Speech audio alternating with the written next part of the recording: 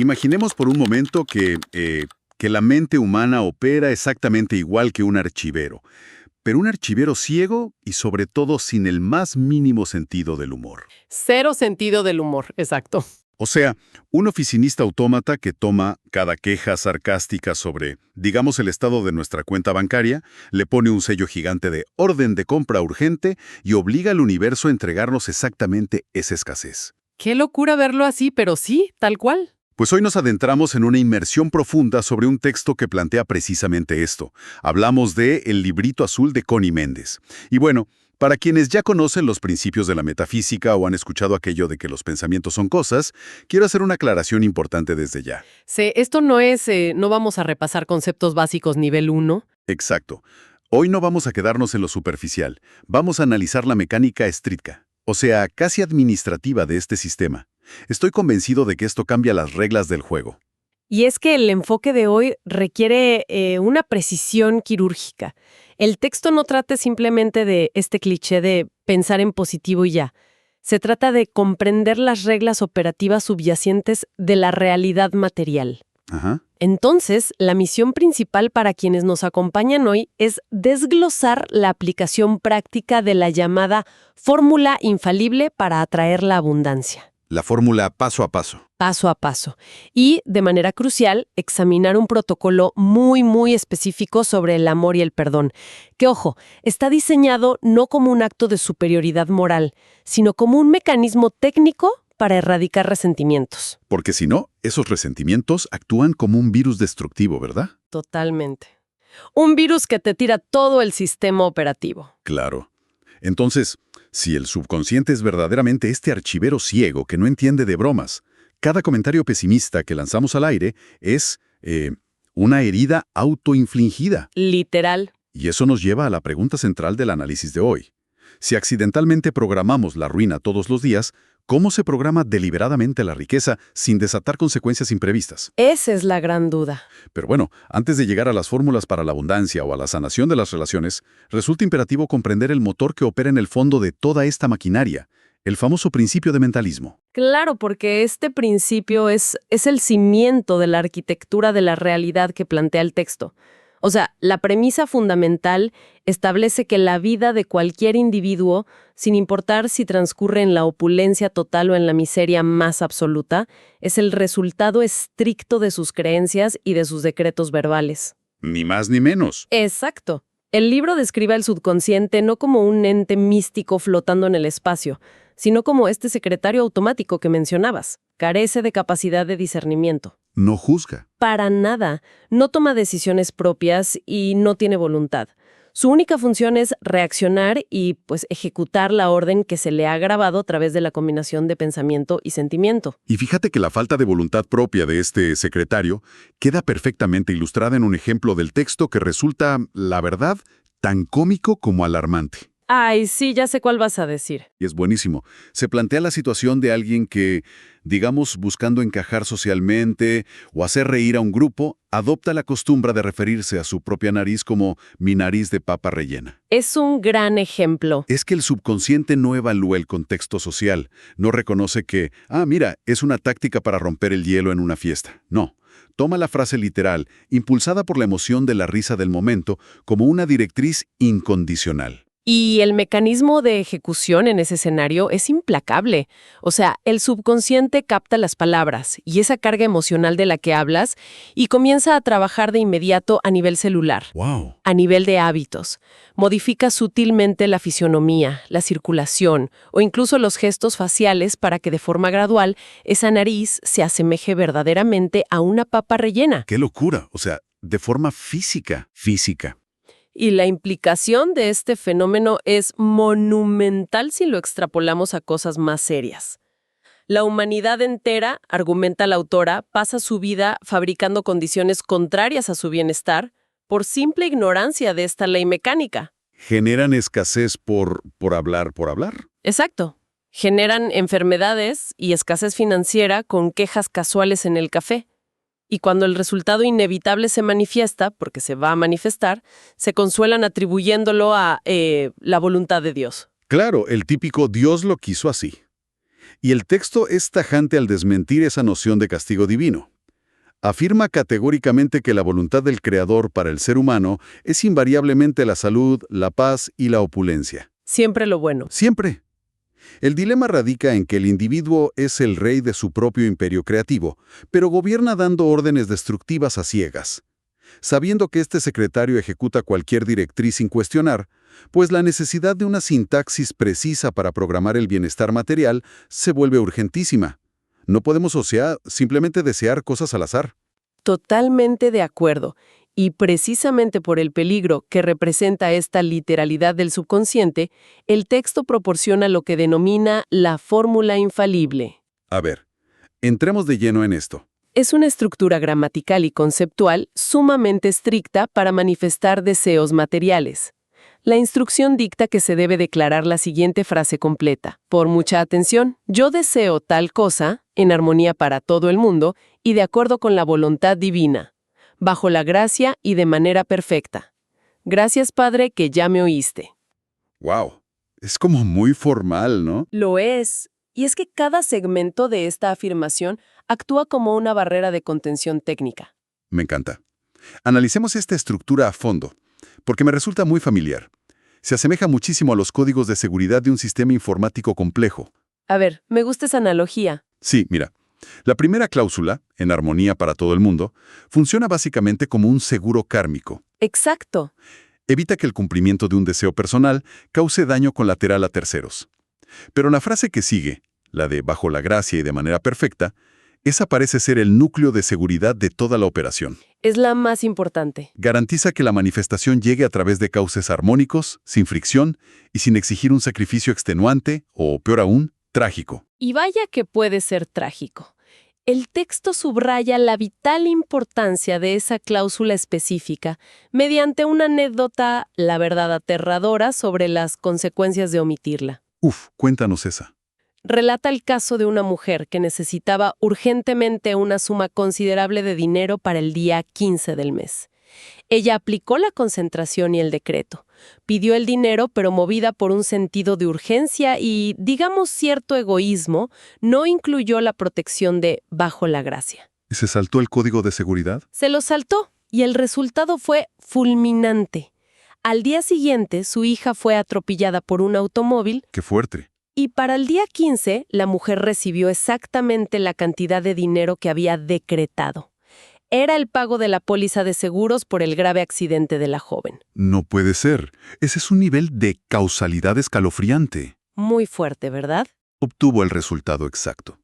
Pero el universo, claro, encontró el camino de menor resistencia, que en ese caso resultó ser una tragedia familiar terrible, simplemente porque faltaba la cláusula de seguridad. Por eso la sintaxis tiene que ser exacta. Claro, ahora al discutir sobre manifestar sumas de dinero o posesiones materiales, surge una fricción muy común en la gente. Es habitual pensar que buscar la espiritualidad y al mismo tiempo pedir lujos, propiedades o grandes fortunas es un acto de egoísmo o de mezquindad. A menudo la sociedad nos enseña que la humildad requiere aceptar la escasez. Sí, es un condicionamiento muy fuerte. Pero el material de Méndez ataca esa creencia limitante desde la raíz. La argumentación teológica que presenta es fascinante. Dice que el Creador, siendo la fuente de todo el universo, es infinitamente opulento y rechaza categóricamente la mezquindad. O sea, nada de pedir poquito. Para nada. Adoptar una postura de falsa humildad, pidiendo apenas lo mínimo para sobrevivir a fin de mes, es bajo este sistema un error de programación gravísimo. Porque le estás diciendo al universo que vales poco. Exacto. Le indica al subconsciente que solo se es merecedor de migajas. El texto instruye explícitamente a quienes practican esto a pedir grande, utilizando afirmaciones audaces. Por ejemplo, ¿Cómo cuál? Padre, dame a mí y a toda la humanidad todas las maravillas de tu reino. Todas las maravillas. No unas cuantas. Todas. Todas. Y para implementar esto en el día a día se sugiere un protocolo nocturno sumamente metódico. Consiste en escribir una lista física, en papel, detallada de necesidades y ambiciones materiales. Una lista de compras para el universo. Básicamente, este documento debe leerse cada noche aplicando una gratitud anticipada, asumiendo que esos elementos ya forman parte de la realidad Y a medida que los eventos se alinean y los objetos se materializan, los vas tachando de la lista. Me imagino que ver la lista tachada da muchísima confianza en el proceso. Totalmente. Pero hay una regla estricta aquí. Está absolutamente prohibido catalogar la llegada de estas cosas como una casualidad. Uy, importantísimo eso. Llamarlo suerte desconecta el reconocimiento del sistema operando. Y si la percepción de carencia intenta infiltrarse durante el día, el protocolo dicta un contraataque verbal inmediato. ¿Cuál es ese contraataque? Se debe decir, no acepto esta apariencia. Mi mundo contiene todo. Yo soy la abundancia de todo. Gracias, Padre, que el día de hoy todo está cubierto. Esa declaración de no acepto me parece brillante. Nos introduce de lleno a la fase de mantenimiento operativo del sistema. Porque la lista nocturna y los grandes decretos son completamente inútiles si, durante las 16 horas de vigilia restantes del día, la persona sabotea su propia programación. Claro, no sirve de nada rezar de noche si de día te quejas de todo. Tal cual. Las palabras que usamos habitualmente son descritas como pensamientos hablados. Operan como decretos continuos. El texto cataloga aquellas frases cotidianas que actúan como auténticas sentencias de condena. Cosas como, los negocios están malísimos, el tráfico está imposible, o la más corrosiva para las relaciones. Ese es un bandido. Y todos las decimos, ¿eh? Es súper común. Todo el tiempo. Y el mecanismo subyacente que hace que estas frases casuales sean pero tan destructivas, es la emoción del temor, el miedo. Es que el miedo es potentísimo. El libro lo describe como el pegamento de más rápida acción para el subconsciente. Es el primer condicionamiento que recibimos de la sociedad y de las instituciones desde que nacemos. Cuando alguien afirma que la economía está terrible y siente esa auténtica ansiedad en la boca del estómago, Ese nudo en el estómago. ese mismo. Esa ansiedad es la tinta indeleble que graba la orden en la realidad material, asegurando que los fracasos financieros y los obstáculos constantes se materialicen sin tregua. Y para neutralizar esta programación diaria e involuntaria, la técnica requiere aplicar lo que el libro llama conocer la verdad. Consiste en confrontar cualquier problema emergente, ya sea un diagnóstico médico desfavorable o una crisis bancaria, y negar su poder sobre nosotros. Y aquí, mira, esta dinámica me remite otra vez a la lógica de la programación informática. A ver, Cuando estamos trabajando en una computadora y súbitamente la pantalla arroja un error crítico o un virus, que en este contexto sería una situación de escasez extrema o un pleito legal severo, ajá. la solución nunca pasa por buscar un martillo y agarrar a golpes el monitor. El problema no reside en el hardware físico. Claro, romper la pantalla no borra el virus. Exactamente. Lo que hacemos es abrir la consola de comandos del sistema y teclear una línea de código específica para eliminar el archivo corrupto. En este marco metodológico que estamos analizando, ese comando de borrado es pronunciar la frase «no lo acepto». No lo acepto. Es una negativa serena, pero absoluta, ejecutada con la certeza de quien posee privilegios de administrador sobre su propia realidad. Me encanta cómo lo explicas. La analogía de la consola de comandos ilustra perfectamente el nivel de esfuerzo requerido. Porque el texto insiste de manera explícita en que los trabajos mentales no requieren desgaste muscular. No hay que sudar. No. El espíritu no tiene bíceps que tensar. No se trata de gritar o entrar en cólera contra el problema. Sin embargo, hay un paso técnico que debe seguir inmediatamente al comando «no lo acepto». ¿Qué se hace después de borrarlo? Es imperativo sustituir el espacio vacío declarando la verdad diametralmente opuesta. Si el error en el sistema era la falta de dinero, se decreta la abundancia infinita. Si era un conflicto, se decreta la armonía perfecta. Hay que llenar el hueco. La psicología de este paso es crucial. Si no se llena el vacío dejado por la negación, la atmósfera mental circundante, que suele estar hipercargada de las ideas negativas de la sociedad, volverá a inundar ese espacio libre. Entonces, hasta este punto de la inmersión, tenemos la sintaxis para programar la abundancia y el código antivirus para las quejas cotidianas. Parecería que el sistema está completamente blindado, ¿no? Parecería, sí. No obstante, el material revela la existencia de lo que podríamos llamar un virus maestro, una anomalía capaz de colapsar toda esta arquitectura metafísica desde sus cimientos. Y estoy hablando del resentimiento hacia otras personas. Llegamos al punto crítico. El resentimiento es catalogado aquí como el enemigo número 1 de la experiencia humana. La descripción de sus efectos es contundente. Es letal. Letal. Un solo rencor, uno solo, mantenido en la oscuridad de la mente, opera como una gota concentrada de hiel que contamina la totalidad del flujo creativo. Posee la capacidad de bloquear sorpresivamente los anhelos más profundos, tanto financieros como personales. O sea, frena el dinero. Frena todo. Una persona puede recitar a la perfección la fórmula infalible 1000 veces al día, pero si alberga este foco infeccioso de resentimiento, la prosperidad material se verá constantemente saboteada. Y para resolver esta vulnerabilidad crítica, el texto redefine por completo la naturaleza de la palabra amor, la despoja de estas nociones románticas, dramáticas de telenovela que saturan nuestra cultura popular. Menos mal, porque estamos muy condicionados con eso. Sí, demasiado. Estipula que el exceso de emotividad, los celos o el apego posesivo no son manifestaciones de amor, sino síntomas de desequilibrio y falta de inteligencia emocional. La definición técnica que ofrece sitúa al amor como el punto central exacto de tolerancia y buena voluntad. Es una herramienta de ecualización. Bajo esa lente tan pragmática, el protocolo para ejercer el perdón se aleja completamente de la sumisión emocional. O sea, no exige que vayas y abraces al agresor entre lágrimas. No es ponerte de tapete. Para nada. La instrucción operativa es que, ante el surgimiento del rencor hacia un individuo, se debe forzar a la mente a realizar un escaneo en busca de aspectos positivos de esa persona. Hay que obligarse deliberadamente a recordar un momento ameno, una cualidad rescatable, o incluso revivir mentalmente un chiste o una anécdota cómica compartida. Y aquí, fíjate, veo un punto crítico que sé que generará resistencia natural en muchas personas que nos escuchan. A ver, dime. La instrucción de buscar el recuerdo de un chiste cuando alguien te ha infligido un daño profundo y real. Suena, no sé, parece cruzar la línea hacia la ingenuidad extrema. El texto hace referencia a la máxima bíblica de no resistáis al mal, pero la aplicación literal de ese concepto en un entorno hostil suena a una invitación para permitir que el abuso continúe sin consecuencias, manteniendo una sonrisita complaciente. Entiendo perfecto la objeción, y es una duda muy común. Pero esa es la trampa de la interpretación superficial, y la autora lo aborda de frente apoyándose en la fuente original. ¿Cómo lo aclara? La directriz de volver la otra mejilla y emitir buena voluntad hacia quienes actúan con hostilidad incluye una cláusula de protección que es fundamental. El texto especifica textualmente todo sin exponernos a que nos pisoteen. Ah, ok. Eso lo cambia todo. El objetivo de recordar virtudes ajenas o repetir mentalmente el aspecto positivo hasta 70 veces 7, si es necesario, no es validar las acciones del agresor, ni cederles poder.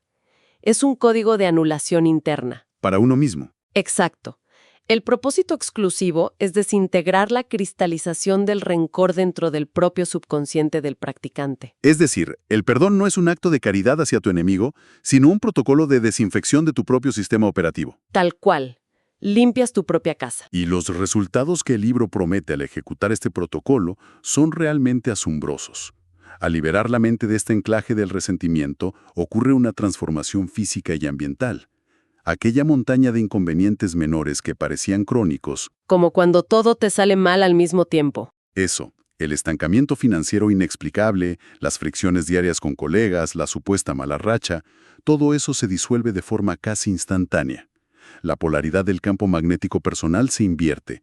Y como consecuencia, todas las relaciones y las circunstancias económicas mejoran radicalmente. Exactamente. Es la limpieza de los canales internos por donde, según el texto, debe circular la abundancia. Si el conducto está obstruido por el resentimiento hacia el vecino o hacia un ex jefe, la fórmula infalible choca contra un muro de concreto. Mantener el rencor es, en términos de eficiencia metafísica, el acto de autosabotaje más costoso que un individuo puede cometer. Literalmente te cuesta dinero estar resentido. Te cuesta muchísimo dinero y paz mental. ¡Wow! La perspectiva de que nuestra realidad financiera y nuestros vínculos responden a leyes de administración mental tan rígidas cambia por completo el paradigma del esfuerzo tradicional, ¿no? Por completo. Para recapitular los pilares de este análisis profundo, hemos visto que la prosperidad material no responde a una lotería cósmica. No es suerte. Es el resultado directo del principio de mentalismo. Para materializar se requiere el uso de la fórmula infalible, recordando el mandato de aspirar a lo grande, desterrando esa falsa humildad y siempre incluyendo el escudo protector de bajo la gracia y de manera perfecta para evitar la fricción dolorosa. Y paralelamente, el mantenimiento de este sistema exige vigilancia estricta sobre nuestro lenguaje cotidiano.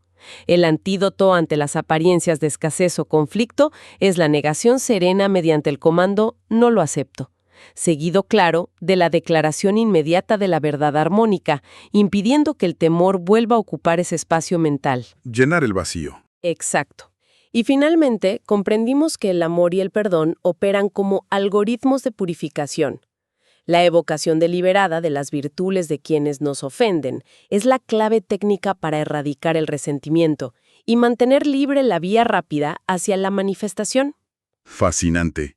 Y bueno, antes de cerrar nuestra inmersión de hoy, siempre buscamos dejar a quienes nos escuchan con un concepto que siga resonando. Una idea que expanda aún más los horizontes de lo que consideramos posible dentro de este marco de pensamiento. Sé que el texto de Connie Méndez toca temas que desafían nuestra comprensión fundamental de la propiedad y la ética. ¿Qué elemento final podemos examinar hoy? Pues mira, en los últimos segmentos del material se introduce un concepto filosófico fascinante denominado el derecho de conciencia. Derecho de conciencia. Suena profundo. Lo es. Este principio se plantea como aplicable en estados evolutivos superiores o en diferentes planos de existencia. Se vincula mucho con la ley de correspondencia y el concepto de reencarnación, e invita a visualizar un paradigma donde el imperativo ético de «no robarás» deja de ser una regla moral que las personas deben esforzarse por acatar debido al miedo al castigo social o a la cárcel o al castigo divino.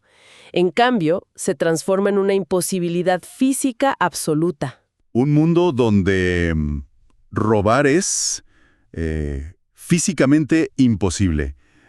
La mecánica detrás de esa idea resulta deslumbrante. ¿Cómo funcionaría? La premisa es que, bajo este nivel de conciencia más elevado, si un individuo intentara apropiarse de un objeto que no le corresponde vibratoriamente, el objeto, mediante leyes de física espiritual que ahorita son inexplicables para nosotros, regresaría inexorablemente a su dueño legítimo. ¿Como si tuviera un imán? Algo así. En este estado operativo, una persona únicamente puede poseer y mantener en su experiencia material aquello que ha integrado y ganado por su propio derecho de conciencia. El fraude, la pérdida y el robo se vuelven errores de cálculo inviables dentro del tejido mismo de esa realidad. Esa noción desmantela por completo toda la ansiedad moderna sobre la seguridad y la pérdida material. Y es precisamente con esa reflexión con la que queremos que se queden quienes nos sintonizan hoy. Pensemos por un momento, ¿cómo se transformaría la experiencia diaria, los niveles de estrés laboral o la obsesión por controlar cada variable externa, si se asumiera como una certeza matemática que es literalmente imposible perder aquello que nos pertenece por derecho de conciencia? Sería una paz mental absoluta. Absoluta. Pues ha sido un recorrido extraordinario por la arquitectura de la mente y sus capacidades legislativas sobre el mundo físico. La invitación final es tratar este conocimiento no como una simple curiosidad filosófica, sino como un verdadero manual de instrucciones para el día a día. Observen con lupa las órdenes que le dan a su archivero mental hoy mismo, apliquen el código de anulación, no lo acepto cuando sea necesario, y atrévanse a programar resultados extraordinarios. Nos encontraremos en la próxima inmersión profunda. Hasta pronto.